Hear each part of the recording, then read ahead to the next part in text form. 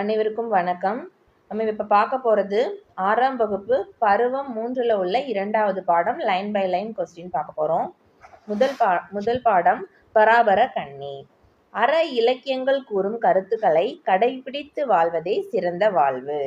தம் உயிர் போல் எவ்வுயிரும் தானென்று தண்டருள் செம்மையருக்கு ஏவல் என்று செய்வேன் பராபரமே தாயுமானவர். பராபரமே அப்படின்னு வந்தாலே தாயுமானவர் பாடல்களாக தான் இருக்கும். சொல்லும் பொருளும் தண்டருள் குளிர்ந்த கருணை, கூர் மிகுதி, செம்மையருக்கு சான்றோருக்கு, ஏவல் தொண்டு, பணி தொண்டு, எய்தும் கிடைக்கும், எல்லாரும் எல்லா மக்களும் அல்லாமல் அதை தவிர. தாயுமானவர் திருச்சியை ஆண்ட விஜய ரகுநாதர சொக்கலிங்கரிடம் தலைமை கணக்கராக பணிபுரிந்தவர். தாயுமானவர் பாடல்கள் என்னும் நூலை தமிழ் மொழியில் உபநிடதம் என்று போற்றுவர். இப்பாடல்கள் பராபர கண்ணி என்னும் தலைப்பில் உள்ளன. கண்ணி என்பது 2 அடிகளாக பாடப்படும் பாடல் வகை. சரியான விடையை தேர்ந்தெடுத்து எழுதுக. புக்பாக் கொஸ்டின். தம் கூட்டல் உயிர் தம்முயிர், இன்புற்று கூட்டல் இருக்க இன்புற்றிருக்க, தான் என்று தான் கூட்டல் என்று, சோம்பல் எதிர்ச்சொல் சுறுசுறுப்பு. அடுத்த பாடம் நீங்கள் நல்லவர். வாழ்க்கை பின் திருப்பி செல்லாது நேற்றுடன் ஒத்து போகாது என்று பாடலை பாடியவர் கலீல் கிப்ரான். சொல்லும் பொருளும் சுயம், தனித்தன்மை, உள்ளீடுகள், உள்ளே இருப்பவை. கலீல் இப்ரான் லெபனான் நாட்டை சேர்ந்தவர்.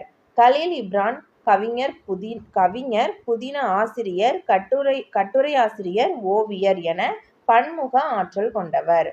நீங்கள் நல்லவர் என்ற பாடப்பகுதி கவிஞர் புவியரசு மொழிபெயர்த்த தீர்க்கதரிசி என்னும் நூலில் இடம்பெற்றுள்ளது. சரியான விடையை தேர்ந்தெடுத்து எழுதுக. பரிசு பெறும்போது நம் மனநிலை மகிழ்ச்சியாக இருக்கும். வாழ்வில் உயர கடினமாக உழைக்க வேண்டும். அடுத்த பாடம் பசிப்பினி போக்கிய பாவை. இதுல ஃபுல்லாவே மணிமேகலை பத்தின செய்திகள் இருக்கும். உலகில் தோன்றிய அனைத்து உயிர்களுக்கும் இன்றியமையாதது உணவு.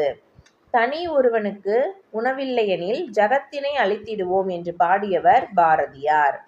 பசித்திருக்கும் ஒருவனுக்கு உயிர் அளிப்பது உயிர் கொடுப்பதற்கு இணையானது. மணிமேகலை பூம்புகார் நகரை சேர்ந்தவள். மணிமேகலா தெய்வம் மணிமேகலையை மணி பல்லவ தீவிற்கு கொண்டு வந்து சேர்த்தது. அடுத்து இதில் ஒரு சின்ன ஷார்ட் ஆன்சர் மாதிரி தான் கொடுத்துருக்கேன். ஸோ அந்த கதையை பற்றின விஷயங்கள் உங்களுக்கு தெரியணும். கோவலன் மாதவியின் மகள் தான் இந்த மணிமேகலை. மணிமேகலை பிறந்த ஊர் பூம்புகார். மணிமேகலை மறைந்த ஊர் காஞ்சிபுரம். மணிமேகலையை விரும்பிய அரசன் உதயகுமாரன். மணிமேகலையின் முற்பிறப்பு பெயர் லக்குமி.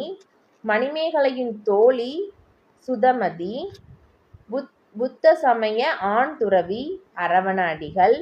கோவலனின் குலதெய்வம் மணிமேகலை. தன்னோட குலதெய்வத்தோட பேரை தான் தன்னோட மகளுக்கு வச்சிருப்பாங்க. மணிமேகலையை தெய்வம் கொண்டு சென்ற தீவு மணிப்பல்லவம். அதாவது மணிமேகலை ஒரு ஆபத்துல இருப்பாங்க. அப்போ அவங்கள காப்பாத்தி இந்த மணிமேகலா தெய்வம் அவங்கள மணிப்பல்லவ தீவு அப்படின்ற ஒரு தீவுக்கு கொண்டு போகும். அங்க போய் தான் அவங்களோட முற்பிறப்பை சொல்லி, நீ முற்பிறப்புல உங்க பேர் லக்குமி, நீங்க இதெல்லாம் பண்ணிட்டு இருந்தீங்கன்னு அந்த தெய்வம் அவளுக்கு எடுத்து சொல்லும். அமுத சிறப்பி பெற உதவியது தீவதிலகை. அமுத சிறப்பி முற்பிறவியில் யார் கையில் இருந்ததுன்னா ஆதிபுத்திரன் கையில். ஆதிபுத்திரனிடம் வழங்கியது யாருன்னா சிந்தாதேவி தெய்வம். மணிமேகலைக்கு முதலாக அமுத சுரப்பியில் பிச்சை இட்டவள் ஆதிரை. மணிமேகலை முதலில் பசிப்பினி நோயை போக்கியது காயசண்டிகையின் பசி நோயை. அதாவது காயசண்டிகை அப்படின்றவங்க ஒரு பசிப்பினி நோய் அப்படின்ற சாபம் பெற்றிருப்பாங்க. அவங்களுக்கு எவ்வளோ சாப்பிட்டாலும் தீராது. அப்போ மணிமேகலைக்கு அந்த அக்ஷய பாத்திரம் கிடைக்கும். அதுல முதல்ல பிச்சை யாரு இட்டாங்கன்னா ஆதிரை இட்டிருப்பாங்க. அதுல அந்த பிச்சை இட்டதுக்கு அப்புறம் அவங்க எவ்வளோ சாப்பாடு கேட்டாலும் அதுல வந்துட்டே இருக்கும். ஸோ அதை காயசண்டிகைக்கு அந்த சாப்பாடை கொடுத்து அந்த நோயை போக்கியிருப்பாங்க. மணிமேகலை தன் உருவத்தை மாற்றிக்கொண்டது காயசண்டிகை போன்று. ஆதிரையின் கணவன் சாதுவன், மணிமேகலையின் தோழி சுதமதி, மணிமேகலைக்கு முதலாக பிச்சையிட்டவள் ஆதிரை, மணிமேகலை பிறந்த ஊர் பூம்புகார், மறைந்த ஊர் காஞ்சிபுரம். மணிப்பல்லை தீவில் பூக்கள் நிறைந்து வழங்கும் பொய்கைக்கு பெயர் கோமுகி. ஏன்னா கோ என்றால் பசு, முகி என்றால் முகம். பசுவின் முகம் போன்று அமைந்திருப்பதால் அந்த பொய்கை கோமுகி என பெயர் பெற்றது. அடுத்து புக் பேக் கொஸ்டின். சரியான விடையை தேர்ந்தெடுத்து எழுதுக. மணிமேகலா தெய்வம் மணிமேகலையை அழைத்து சென்ற தீவு மணிப்பல்லவ தீவு. மணிமேகலை கையில் இருந்த அமுத சுரப்பியில் உணவு இட்ட பெண் ஆதிரை. அடுத்து பாதம். அடுத்த பாடம். எஸ். ராமகிருஷ்ணன் தற்கால தமிழ் எழுத்தாளர்களுள் குறிப்பிடத்தக்கவர். நாவல்கள், சிறுகதைகள், கட்டுரை தொகுப்புகள், சிறுவர் இலக்கியங்கள் என எஸ். ராமகிருஷ்ணன் படைப்புகள் நீள்கின்றன. எஸ். ராமகிருஷ்ணன் உபபாண்டவம், கதாவிலாசம், தேசாந்திரி, கால் முளைத்த கதைகள். கால் முளைத்த கதைகள் நமக்கு கேட்டிருக்காங்க. கால் முளைத்த கதைகள் எழுதியவர் யாருன்னு. கால் முளைத்த கதைகள் முதலிய ஏராளமான நூல்களை எழுதியவர் எஸ். ராமகிருஷ்ணன். பாதம் கதை தாவரங்களின் உரையாடல் என்னும் சிறுகதை தொகுப்பில் இடம்பெற்றுள்ளது. அடுத்து இலக்கணம். பெயர்ச்சொல். பெயர்ச்சொல் என்பது ஒன்றன் பெயரை உணர்த்தும் சொல். பொருள், இடம், காலம், சினை, குணம், தொழில் என்னும் 6 அடிப்படையில் பெயர்ச்சொற்கள் தோன்றும். பெயர்ச்சொல்லின் வகைகள் 6. பொருள் பெயர், பொருளை குறிக்கும் பெயர் பொருள் பெயர். எடுத்துக்காட்டு மனிதன், பசு, புத்தகம். இடப்பெயர், ஒரு இடத்தின் பெயரை குறிப்பது இடப்பெயர். சென்னை, தமிழகம் அப்படின்னு ஒரு பிளேஸை மென்ஷன் பண்றது. காலப்பெயர், காலத்தை குறிக்கும் பெயர். ஆண்டு, மாதம்.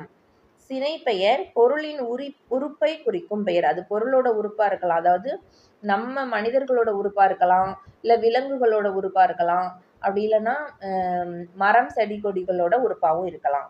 இப்போ கண், கை, தலை, அப்புறம் இலை, வேர், தண்டு, அப்புறம் வால் அப்படின்னு ஏதோ ஒருத்தரோட உறுப்பு குறிக்கிறது இந்த சினை பெயர். பண்பு பெயர், ஒரு பொருளின் பண்பை குறிக்கும் பெயர் பண்பு பெயர். அது என்ன கலர்ல இருக்கு, என்ன வடிவத்துல இருக்கு, என்ன குணத்துல இருக்கு அப்படின்னு. இனிமை, நீளம், நீளம், சதுரம், அது மாதிரி. தொழில் பெயர், ஒன்றன் தொழிலை குறிக்கும் பெயர். இப்ப நம்ம என்ன பண்ணிட்டு இருக்கோம் அப்படின்ற மாதிரி ஒரு தொழிலை குறிக்குது. படித்தல், உண்ணல், உறங்குதல். இதுதான் தொழில் பெயருக்கு எடுத்துக்காட்டு. அடுத்து பார்க்க போறது காரண பெயர், இடுகுறி பெயர். நம் முன்னோர்கள் பெயர் சொற்களை அவை வழங்கும் அடிப்படையில் இடுகுறி பெயர், காரண பெயர் என இருவகைப்படுத்தினர். சில பொருளுக்கு காரணம் கருதாமல் பெயரிட்டு வழங்கியிருப்பர், அதுதான் இடுகுறி பெயர்கள். மண், மரம், காற்று. மண்க்கு ஏன் மண்ணுன்னு பேர் வச்சாங்க, மரத்துக்கு ஏன் மரம் பேர் வச்சாங்க நமக்கு தெரியாது. காரணம் கருதாமல் வைத்த பெயர்கள் இடுகுறி பெயர்கள். இடுகுறி பெயர், இடுகுறி சிறப்பு பெயர், இடுகுறி பொது பெயர் என 2 வகைப்படும். ஒரு இடுகுறி பெயர் அதன் தன்மையுடைய எல்லா பொருளுக்கும் பொதுவாக அமைவது இடுகுறி பொது பெயர். இப்ப மரம், காடு அப்படின்னா மரம்னா எல்லா வகையான மரத்தையும் சேர்த்து மொத்தமா மரம் சொல்றோம். தென்னை மரம், வாழை மரம், பனை மரம் அப்படின்னு தனித்தனியா இருக்கு. பொதுவா ஒரு பேரு மரம். காடும் அப்படிதான். சரியா? ஒரு இடுகுறி பெயர் குறிப்பாக ஒரு பொருளை மட்டும் குறிப்பது. எடுத்துக்காட்டு மாமரம், கருவேலங்காடு அப்படின்னு மரத்தோட ஒரு வகையான காடோட ஒரு வகையான கருவேலங்காடு. அடுத்து காரணத்தோடு ஒரு பொருளுக்கு வழங்கும் பெயர்கள் காரண பெயர்கள். அந்த பொருளுக்கு ஏன் அந்த பெயர் வச்சாங்கன்னு நமக்கே தெரியும். நாற்காலி, 4 கால்களை உடையது நாற்காலி. கரும்பலகை, கருப்பாக உள்ள பலகை கரும்பலகை. காரண பெயரும் காரண பொது பெயர், காரண சிறப்பு பெயர் என 2 வகைப்படும். காரண பெயர் அதாவது எல்லா பொருளுக்கும் பொதுவானதா இருந்ததுன்னா அதுதான் காரண பெயர். பறவை, அணி. பறவை அப்படின்றது எல்லா பறவைக்கும் பொதுவா பறவைன்னு சொல்றோம். பொது பெயர். இது பறப்பதினால் பறவை. காரண பெயர். அப்போ காரண பொது பெயர். அணி அப்படின்றது அணிகலன்கள், நம்ம அணிகிறோம் அப்படின்றதுனால அது அணி. எல்லா அணிகலன்களுக்கும் சேர்த்து சொல்றதுனால அது அணி.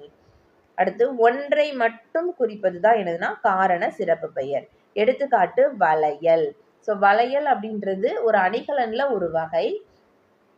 இது வளைந்திருப்பதால் இது வளையல். அப்போ காரண சிறப்பு பெயர். மரம் கொத்தி, பறவையில ஒரு டைப் மரம் கொத்தி. ஸோ இந்த ஒன்னே ஒரு பறவையை மட்டும்தான் குறிக்குது. மரத்தை கொத்துவதனால் அதன் பெயர் மரம் கொத்தி.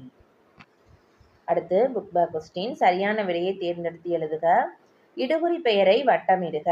ஸோ இடுகுறி அப்படின்னா நமக்கு காரணம் கருதாமல் வைக்கணும். பறவை, பறப்பதினால் பறவை. முக்காலி 3 கால்களை உடையது. மரத்தை கொத்துவதனால் மரங்கொத்தி. மண் அப்படின்றது இடுகுறி பெயர். காரண பெயர் வளையல். சரியா? இடுகுறி சிறப்பு பெயர். சிறப்பு அப்படின்னாலே ஒன்றை மட்டும் மென்ஷன் பண்ணணும். ஆனால் அதுக்கு எதுக்காக அப்படின்னு காரணம் இருக்கக்கூடாது. ஸோ வாழை. சரியா? இப்போ வயல் அப்படின்றதும் எதுக்காக வயல்னு பேர் வச்சாங்கன்னா விளைவதனால் அது வயல் அப்படின்னு சொல்லுவாங்க. அது மட்டும் இல்லாமல் வயல் அப்படின்றது எல்லாத்துக்கும் பொதுவாகவும் இருக்கும். ஸோ அதனால இது பொது பெயர்ல தான் வரும். பின்வரும் தொடர்களில் அடிக்கோடிட்ட சொற்களை எவ்வகை பெயர்கள் என எழுதுக. கைகள். கை அப்படின்றது ஒரு உறுப்பை குறிக்கிறது. சினை பெயர். அறம், பொருள், இன்பம், வீடு, அடைதல் நூலின் பயனாகும். ஸோ இதில் அடைதல் அப்படின்றது என்னன்னு கேட்குறாங்க. தொழில் பெயர். தெரு இடப்பெயர். பாரதியார் பொருள் பெயர். மாலை காலப்பெயர். அன்பு பண்பு பெயர். பின்வரும் தொடர்களில் உள்ள பெயர் சொற்கள் எவ்வகை பெயர் சொற்கள்னு கண்டுபிடிக்கிறோம். விடியலில் தூயில் எழுந்தேன். ஸோ இதில் விடியல் அப்படின்றது காலப்பெயர். இறைவனை கை தொழுதேன். கை சினை பெயர். புகழ்பூத்த மதுரைக்கு சென்றேன். மதுரை இடப்பெயர். புத்தகம் வாங்கி வந்தேன். புத்தகம் பொருள் பெயர். கற்றலை தொடர்வோம் இனி. கற்றல் தொழிற்பெயர். நன்மைகள் பெருகும் நனி. நன்மைகள் பண்பு பெயர். ஒலி வேறுபாடு அடைந்து வாக்கியத்தில் அமைத்து எழுதுக. அறம் கூர்மையான கருவி. அறம் தர்மம். மனம் மனம் பார்க்கும்போது நமக்கு மனம்னா உள்ளம். இது மனம். இந்த மனம் வரும்போது நமக்கு வாசனை. ஆறு நதி. ஆறு எண். இது ரெண்டுமே சேமா தான் வரும். ஆனால் வேற வேற மீன். திங்கள் அப்படின்றது கிழமை, மாதம், நிலவு எல்லாமே திங்கள் அப்படின்ற ஒரு வார்த்தை தான் குறிக்குது. ஓடு அப்படின்றது ஓடுதல். வீட்டின் கூரையாக பார்க்கப்படும் ஓடும் இந்த ஓடு தான். அது மாதிரி நகை அப்படின்றது அணிகலனும் வரும், புன்னகையும் வரும். கலை சொற்கள். அறக்கட்டளை ட்ரஸ்ட். தன்னார்வலர் வாலண்டியர். இளம் செஞ்சிலுவை சங்கம். Junior red cross. சாரண சாரணியர் ஸ்கவுட் அண்ட் கைட்ஸ். சமூக பணியாளர்கள் சோசியல் ஒர்க்கர்ஸ். அடுத்து திருக்குறள். சரியான விடையை தேர்ந்தெடுத்து எழுதுக. ஏழைகளுக்கு உதவி செய்வதே ஈகையாகும். பிற உயிர்களை டேஸ் கண்டு வருந்துவதே அறிவின் பயனாகும். துன்பத்தை கண்டு உள்ளத்தில் குற்றம் இல்லாமல் இருப்பதே சிறந்த அறமாகும். அவ்வளோதான். நம்ம இப்போ இந்த பாடம் ஃபுல்லாக கம்ப்ளீட் பண்ணியாச்சு. அதாவது 6ஆம் வகுப்பு 3ஆம் பருவத்தில் உள்ள 2வது பாடம் எல்லாமே லைன் பை லைன் கொஸ்டின்ஸ் பார்த்தாச்சு. ஓகே, இந்த வீடியோ ரொம்பவே யூஸ்ஃபுல்லாக இருந்திருக்கும்னு நினைக்கிறேன். தேங்க்யூ.